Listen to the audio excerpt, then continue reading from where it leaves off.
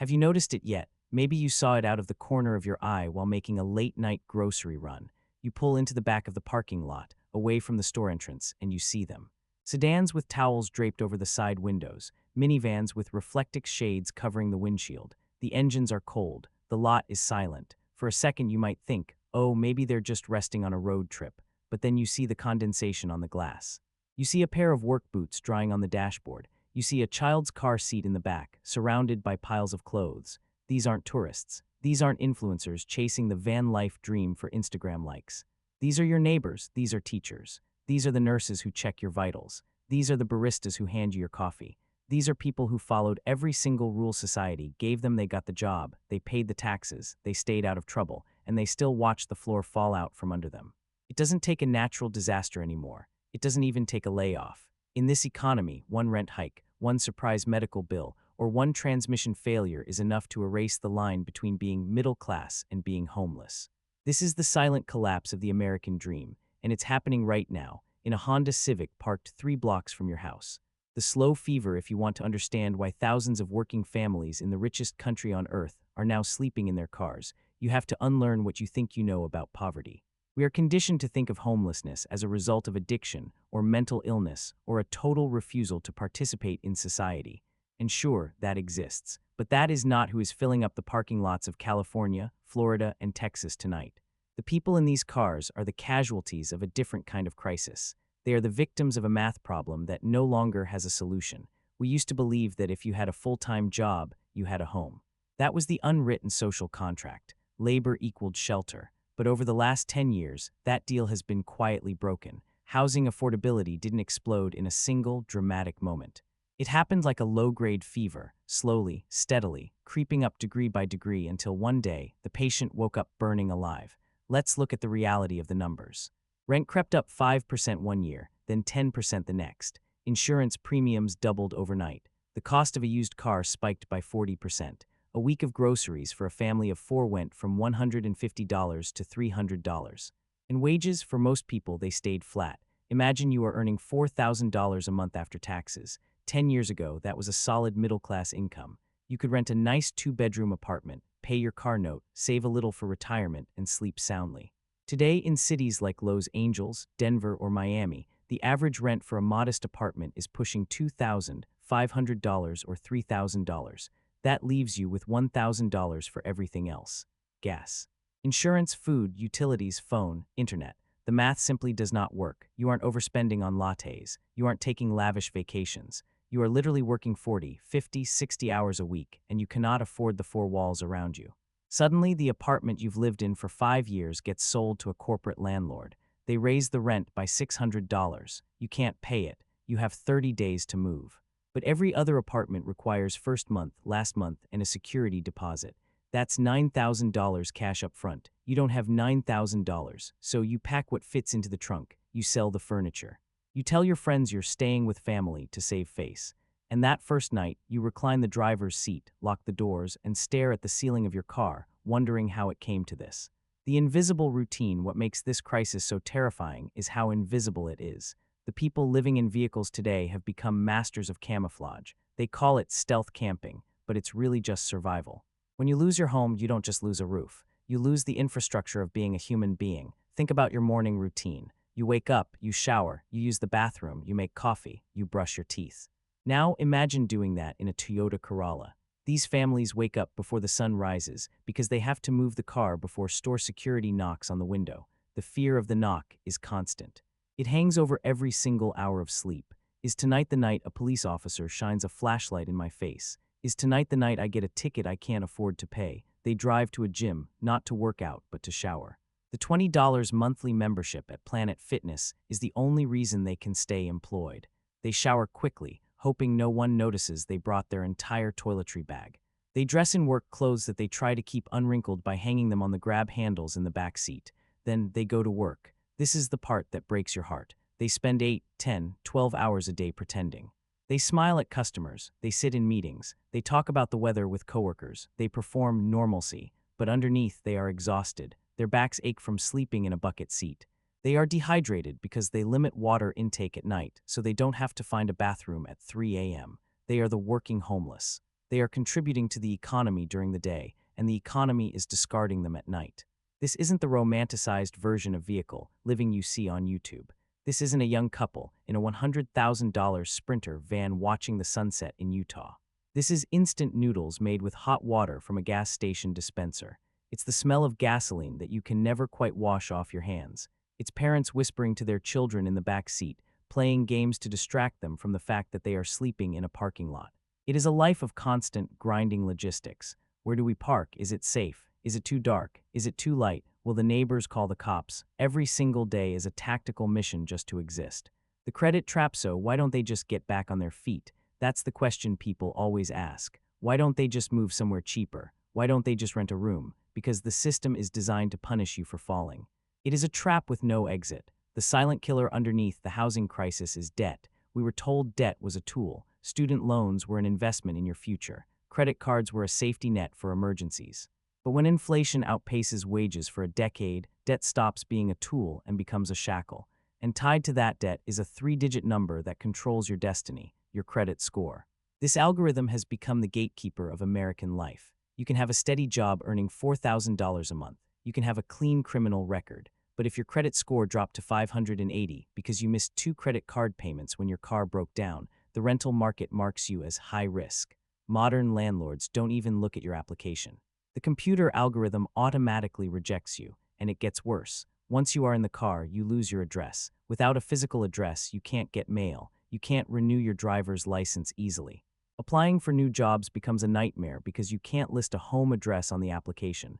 It is a vicious cycle. You lose housing, so your credit tanks. Your credit tanks, so you can't get housing. You try to save money to fix your credit, but living in a car is expensive. You can't cook, so you have to buy prepared food, which costs more. You can't store things, so you have to buy small quantities. Gas is expensive. Laundromats are expensive. It is expensive to be poor. And the longer you stay in the car, the deeper the hole gets. The system is built like a downward escalator. Once you fall, you have to run twice as fast just to stay in the same place. At that point, your car becomes the only thing you can control. The landlord can't raise the rent on a Honda Civic. A collection agency can't evict you from the backseat. It becomes a home not by choice, but by exhaustion. It is the last fortress you have against a world that is trying to erase you. The invisible VICTIMS, the tragedy deepens when you look into the back seats. We aren't just talking about single adults. We are talking about families. According to recent data, a staggering number of homeless students in America are unsheltered, meaning they aren't in shelters, they are in cars or motels. Imagine being 7 years old. You go to school and you have to pretend. You can't tell your friends you watched a movie on a phone propped up on the dashboard last night. You can't invite anyone over for a playdate. You do your homework by the light of a street lamp or a cheap battery-powered lantern. You worry about charging your tablet because it drains the car battery, and if the car doesn't start in the morning, Dad can't get to work. These children are absorbing stress that would crush an adult.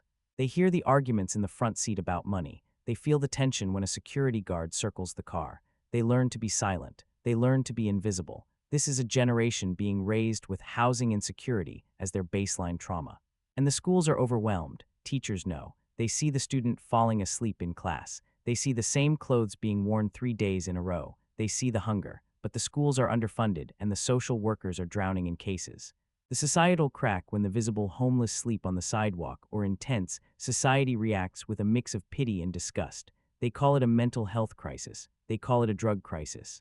But when the middle class moves into cars, the problem changes shape. This isn't the fringe of society. This is the spine of society cracking. Neighborhoods feel it first. The next-door apps light up with complaints. There's a strange van parked on Elm Street. There's a guy brushing his teeth in the park. Compassion fades into suspicion. Invisible walls go up. Residents demand that the city do something. But what can the city do? Local governments are paralyzed. They pass ordinances banning overnight parking or vehicle habitation. They put up signs. They hand out tickets. But tickets don't build houses. Finding a person who lives in their car $100 for sleeping is the definition of insanity. They can't pay the ticket, so the ticket goes to collections. Their credit score drops further. Their license gets suspended. Now they can't drive to work. Now they lose the job. Now the car gets towed. Now they are on the street. The criminalization of vehicle living is a policy failure. It is an attempt to use the police to solve a math problem. And the economic toll is massive. You cannot build a functioning economy on a workforce that is sleep-deprived and terrified. Productivity drops. chronic health issues rise: heart disease, diabetes, stress-induced disorders. The system ends up paying far more in emergency room visits and police interventions than it would have cost to just keep people housed in the first place. But that cost is hidden. It's buried in the budget. The trauma of the family in the minivan is visible only to them. The rise of safe parking. Have you ever seen a safe parking lot? It is one of the most surreal sights in modern America. In California, one of the wealthiest economies on earth, a state with more billionaires than almost anywhere else, we are now relying on church parking lots and portable bathrooms to keep working families alive. These programs are described as a humane solution, and for the people inside, they are a lifeline. A safe parking lot is a designated area, usually run by a nonprofit, where people living in vehicles can park overnight legally. There is usually a security guard. There might be a porta potty. It offers the one thing these families are desperate for: sleep, knowing that you won't be ticketed, knowing that no one is going to break your window, knowing that you are allowed to exist for 8 hours. But let's be honest about what this really is. It is emergency triage. It is a refugee camp for the victims of capitalism. It is an admission that the housing market has failed completely. Inside these lots, you see the spectrum of American life. You see the beat-up RVs of retirees who can't live on Social Security. You see the clean sedans of college students. You see the SUVs of single mothers. Dignity is a daily battle here. People hang towels to create privacy. They share tips on where to get free food. They form a community out of necessity. But nobody wants to be there. They aren't asking for a handout. They are just asking for a place where their existence isn't a crime. The normalization of the fall, and this is where we are heading. The most dangerous part of this crisis isn't the suffering itself. It's how quickly we are getting used to it. The future isn't a sudden crash. It is a slow normalization of a lower standard of living. We are moving toward a society where living in a vehicle is treated as just another stage of life. Look at how the language is changing. We hear terms like nomad lifestyle or alternative living. Cities are stopping the effort to fix housing and starting to focus on managing the homeless. We are seeing proposals for overnight zones with Wi-Fi and metered fees. It starts to look like infrastructure. And where there is a crisis, there is someone waiting to make a profit. Businesses are stepping in. We are seeing the rise of van life influencers funded by corporate sponsors, selling the idea that living in a 60-square-foot box is freedom. They market it as a choice to cover up the reality of displacement. We are seeing subscription-based parking apps. Pay $200 a month to park safely in our network of lots. It is the monetization of poverty. The same economy that priced you out of an apartment is now trying to sell you a premium parking spot for your survival vehicle. For the younger generation, this might look like flexibility. They embrace it because the dream of homeownership is dead anyway. But for the older generation, retirees living on fixed incomes, it is a tragedy. We have seniors in their 70s and 80s living in RVs that are falling apart. A generation that fought wars, built highways, and paid taxes for 50 years is spending their final years emptying chemical toilets and searching for shade. They are navigating a system designed to manage their decline, not protect their dignity. The warning: so why does this matter to you? Maybe you have a house. Maybe you have a mortgage you can afford. Maybe you think, this is sad, but it's not my problem. But it is your problem. Because a society cannot function when the bottom rung of the ladder is removed. When a country as rich as ours cannot answer the simple question of where will the teachers sleep tonight, we are in dangerous territory. The silence in those parking lots is a warning. The middle class isn't slipping because they are weak. They aren't slipping because they didn't work hard enough. They are slipping because the net underneath them has been removed. The cost of living has devoured the rewards of work. This is a signal that the system is breaking, and history shows us that these things don't stay contained. The pressure builds, the cracks spread. Today it's the service workers. Tomorrow it's the mid-level managers. The parking lot is full, the windows are fogged, and the cars are waiting for morning. The question is, are we going to fix the engine of this economy, or are we just going to keep building more parking lots?